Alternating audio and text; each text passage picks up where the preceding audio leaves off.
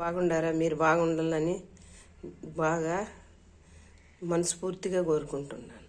చూడండి, కొబ్బరి చారు చేయడం ఎలాగా చూపిస్తా. కొబ్బరి, చింతపులుపు,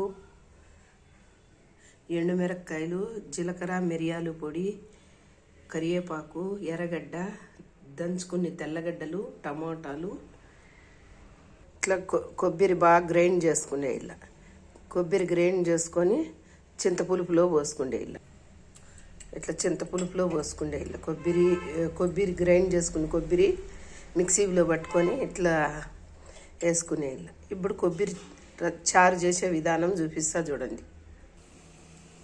నూనె బాగా మరిగిన తర్వాత ఆవాలు వేసిన తర్వాత తెల్లగడ్డ అట్లా వేగిన తర్వాత ఎర్రగడ్డలు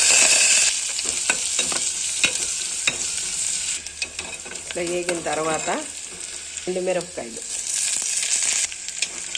వేగిన తర్వాత టమోటాలు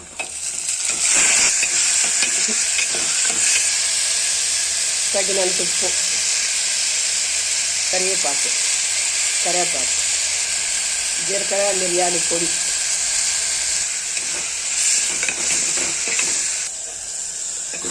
ఇప్పుడు ఏగిపోయింది చూడండి. కొబ్బరి, చింతపండు పులుపు పోహాతం.